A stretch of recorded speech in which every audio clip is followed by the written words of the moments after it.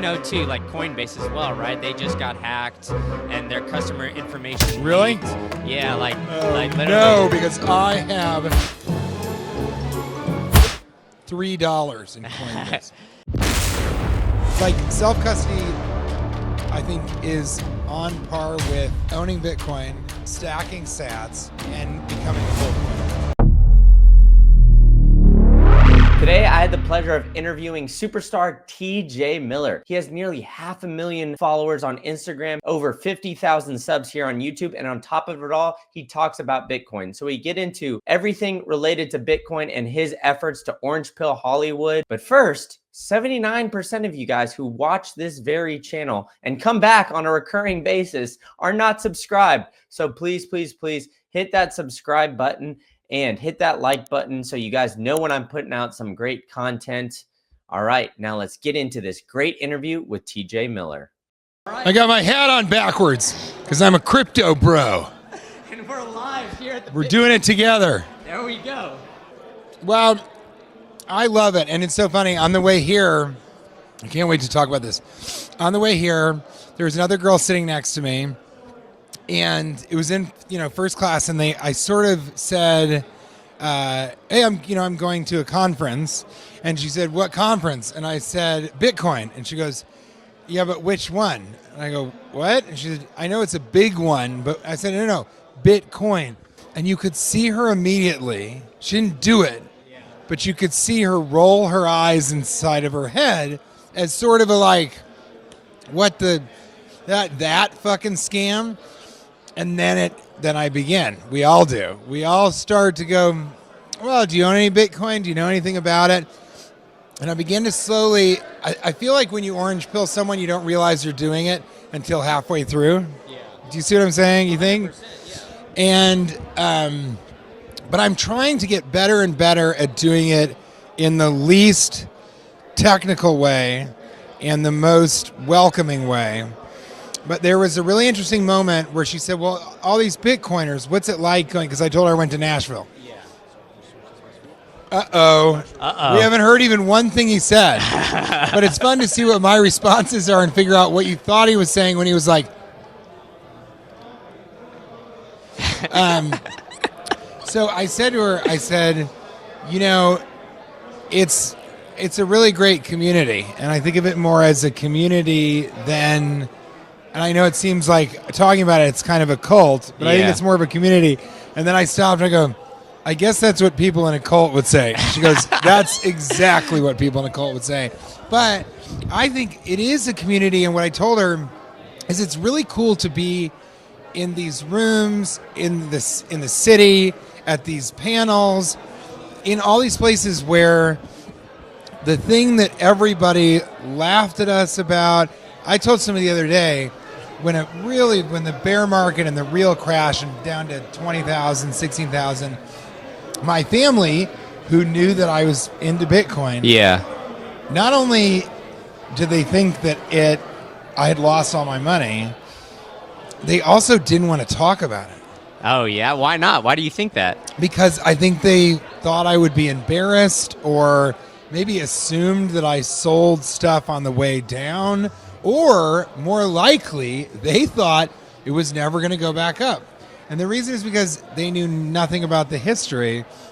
And that leads me to the thing that I talked to a lot of people about in the conference, which is it takes about 50 hours of study to understand Bitcoin.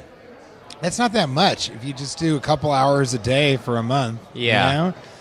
And it's really hard to get people to study after they've graduated from school.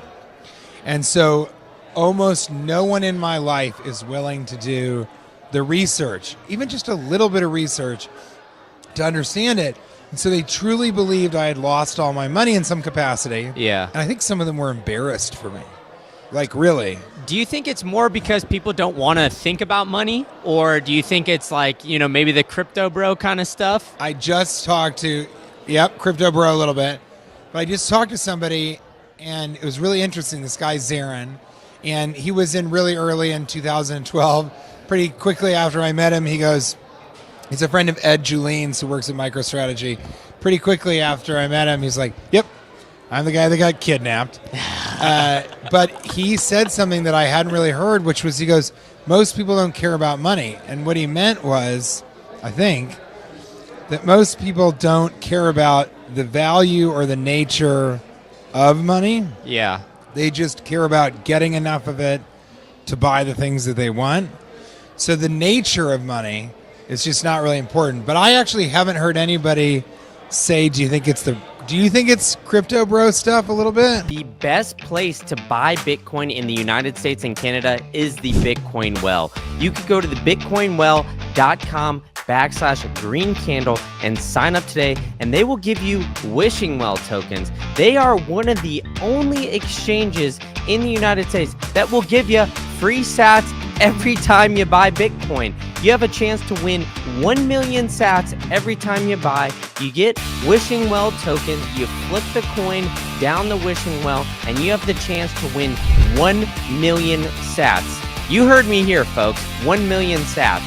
And on top of that, they have the absolute best over-the-counter service where you can make purchases over $50,000, and they will walk you through the whole thing. They have the best rates in the United States and in Canada. And on top of that, they have the best white glove service where they will take you through those giant purchases just so you feel comfortable. You'll get it in cold storage, and it's strictly non-custodial. They are saying, we want you to experience the true power of Bitcoin, and that's self-custody. So go to the well, sign up, bitcoinwell.com/green candle today. Enough from me, back to the show. I think it's a little bit like, it gets conflated, right? Bitcoin, it's Bitcoin and crypto, right? So they think about all of these different coins, whatever, and people get overwhelmed. I think Which that's are all, part by of the it. way, are all meme coins. Yeah, 1,000%. I think it's that. And then I also think exactly what, that guy was saying is majority of people just don't want to think about money. I want to go to get my 9 to 5, come home, not have to think about it. I don't want to be a hedge fund manager by myself thinking about what stock here, thing or there. I just want to park my money in. And stocks, people just assume that's actually the only next level that you'll go. And a lot of people that own stocks, right, it's in their 401k, their IR, whatever it is. To them, the next level of money is equities. And then some people understand bonds or a mutual fund or something. But that's still, to them, they don't really know about it. They just know that if you have enough money, you should buy stock in Apple. And then some people go, well, I got in on Tesla, and I'm going to watch NVIDIA and see when that. But very few of them would ever think, well, I should maybe take a look at strategy, because that's almost a level down from Bitcoin, which is what is so brilliant about Michael Saylor. Shout out. Yeah. But I think you're right. And I think the crypto bro thing isn't helping. And then this doesn't have anything to do with us. And it doesn't have anything to do with Bitcoin. But FTX and then Celsius, which was much less publicized, both of those things did nothing to help Bitcoin's image. Yeah, 100%. And then, too, like Coinbase as well, right? They just got hacked and their customer information Really? leaked. Yeah, literally. No, because I have $3 in Coinbase. Yeah, but I mean, these things happen, right? And so it's the perception of, I go to Coinbase and buy Bitcoin, and then, they just had a big, giant breach. I don't have any Bitcoin, but I just like the culture and the community.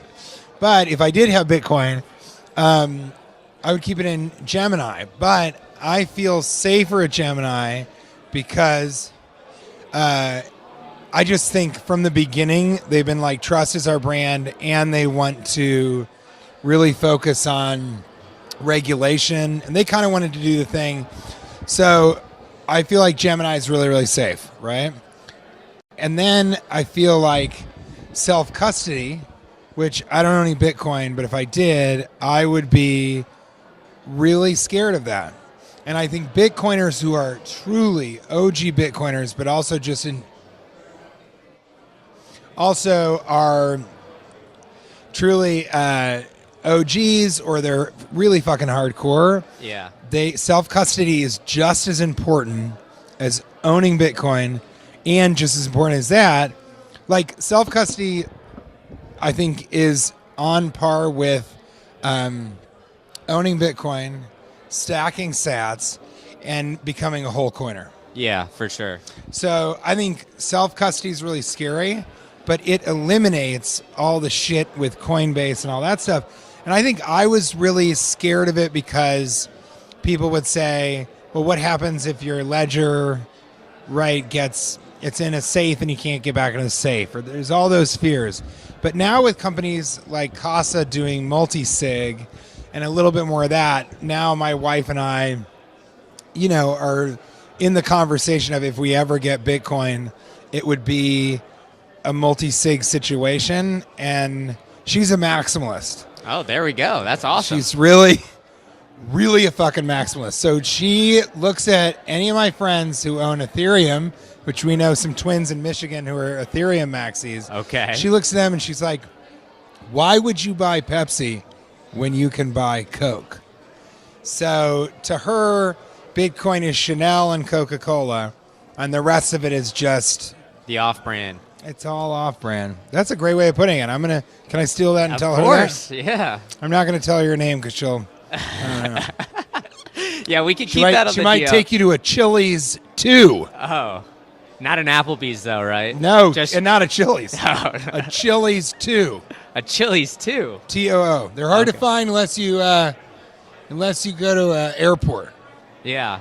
Well, they have one in the Orlando airport that's like an escalator up to heaven. Ugh, I mean, love that's She loves it. yeah. There we Why go. go to Chili's when you go to Chili's too? It's the exact opposite.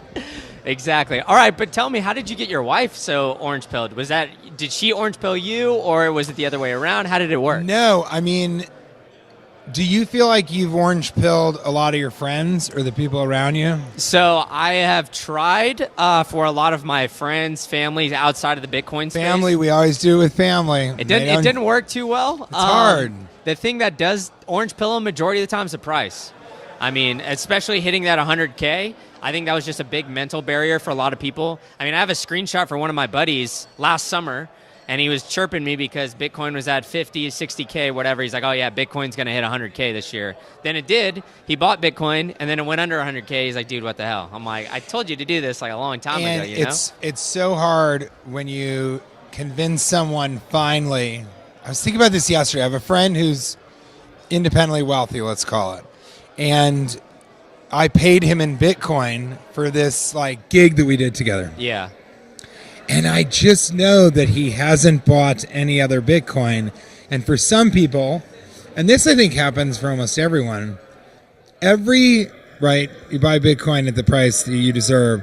Okay, so you've discovered Bitcoin and are on the path to financial self-sovereignty. But simply holding Bitcoin is not enough. You need to make sure that it's scored properly and you are in 100% control over all your assets. So sharing your keys with third parties and taking on that counterparty risk is not the answer. The answer is pure and simple. It's uncompromising self-custody, and there's no better way to do it than the Bitcoin way. They've got over 25 years of cybersecurity experience, and their team of experts can help you properly self-custody your Bitcoin, secure your digital life, configure your privacy phones, and even establish a Plan B residency if you're looking to do so. So I'm gonna help you guys out here and give you a free consultation if you take the first step and visit thebitcoinway.com/green candle, and you can check out the boys at the Bitcoin Way and see how they can help you become self-sovereign. Yeah. Every single price that you can buy Bitcoin, even people that buy it are like, well, I missed the boat. Yeah. It's never going to get higher than this. And I think 100K did a great job of what you're saying, that mental barrier. But it also, I think, has really had a lot of people go, well, I can never buy it. Because when I told this fucking girl on the plane, when I said to her, hey, you should buy a little bit of Bitcoin. You can buy $5, buy $10. Everybody likes to talk about dollar cost averaging, but I just think buy a little bit here and there. And she didn't get that. She thought you had to buy a whole coin. Yeah, I think the whole number bias is definitely something, I get that too, where it's like I could buy, 1,000 XRP or whatever it is for the price of, then I'm like, It's just not the same. So, I mean, we have to kind of frame it in a different way to make sure that that whole number bias doesn't come about. But I think things are changing. It's moving in a different direction. The validity of, the current administration coming in, the strategic reserve, those things. When the ETF got passed, and Ophelia Branca, who's a good friend of mine and Kate's, when 21 Shares sort of began the ETF process, when those were passed, that just changed the landscape completely. But the institutions were seeing it how retail saw it when they were like, we buy it here, sell it here. Yeah. We wait for this, we'll buy a little bit more. They weren't really hodlers, and so I think it's actually going to take a while for BlackRock to go, this needs to be 5% of your portfolio, and you're just going to hold it. Well, they're like saying Apple now stock. 2%. So, I mean, BlackRock is saying that the I think we're going to get there. But if you're smart, you really should have, Saylor would say you should have 100%. Yeah. But yeah, so I think you're right. I think the landscape is changing, but I don't know, man. We'll see. I mean, when you get that 2% too, that's going to turn into 5% pretty quick, and then it's just going to outperform everything else. So I think it's just a matter of time. Why do you think that, not a lot of, I guess, people in Hollywood, celebrities, that kind of stuff, why do you think it hasn't gone super mainstream just yet? So I talk about, this is one of the things that I come here to talk about, that and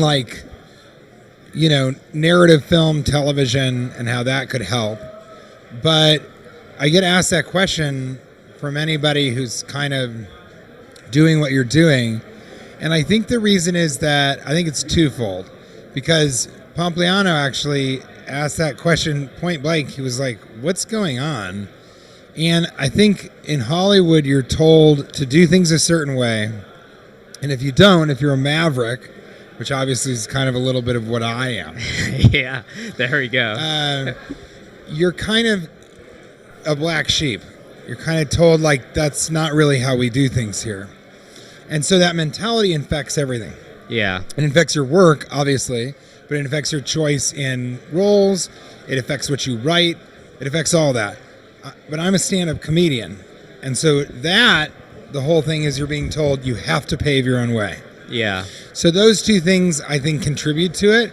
But I got to say, at the end of the day, I don't know. Yeah. And I have told people about it. And even in Silicon Valley, I said to all of those guys, look into Bitcoin. Yeah. Learn about it. And they just all were like, why? So that we can get scammed? Yeah. Do you think that too many people, I guess, of that status are used to people coming with their hands out, asking for things, and, I guess more have their guard up so they're not willing to, I guess, take that step? I think that's a great point. I really do. My favorite thing about Bitcoin is meeting Bitcoiners in person. That's why I'm so excited to tell you guys about what is going on June 14th down in beautiful Tampa Bay, Florida. That's the Sound Money Soiree paired with Bitcoin Day. They're bringing a full day of great talks with amazing speakers like your boy here. And we're topping it off with a black tie event just for you and bring in that hot lady friend. We had Bitcoin cross 100K. We're all getting girlfriends, folks. So come on down to beautiful Tampa, Florida. And if you use the link below, you will get 10% off your entire order, whether you want to go to just the black tie event or black tie event plus Bitcoin Day. You'll get 10% off using the links below. Also, if you're thinking about going to BitBlock Boom in April, if you're going to Vegas in May, or if you're thinking about going to Prague in June, use my promo code GREENCANDLE for all of those. You'll get 10% off your entire order. And come bug me. I hope to see you guys very soon at one of these great in-person events. Enough from me, back to the show. But in this case, your hand isn't out. Yeah, because it's from you. You're pushing this idea, this ideology. You should think about this. And maybe it's like Scientology type stuff has always scared all of us who aren't Scientologists. But I think we need to eliminate the Bitcoin as a cult framework. I think we need to eliminate the idea that you have to buy it at the price that a coin costs.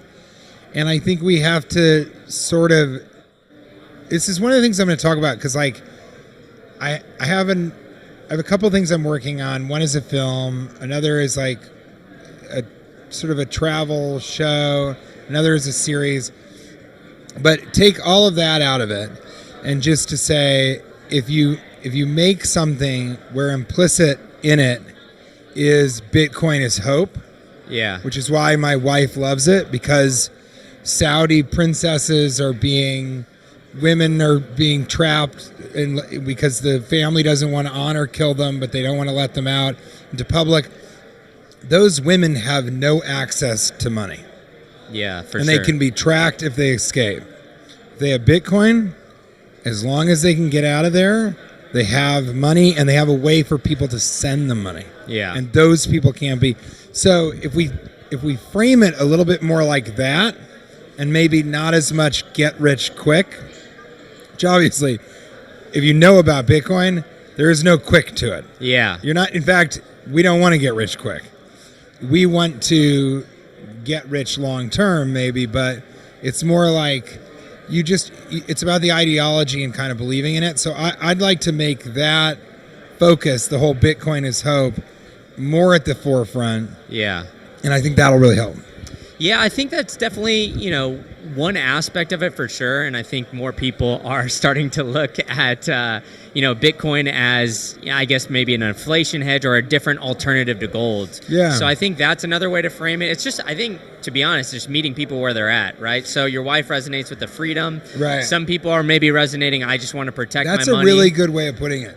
Just meeting people where they're at and knowing this is the angle that will help you understand and be open to it. Yeah, and you got to build that trust first, right? Yeah. I know in Bitcoin we say don't trust, verify, but in order for me to convince you of something, you have to think that I'm not trying to scam you initially. Well, and you say trustless, and people go, what? Yeah. So it's not trustworthy? And you're like, no. Self-custody can be a daunting task. That's why I've partnered with Bitbox.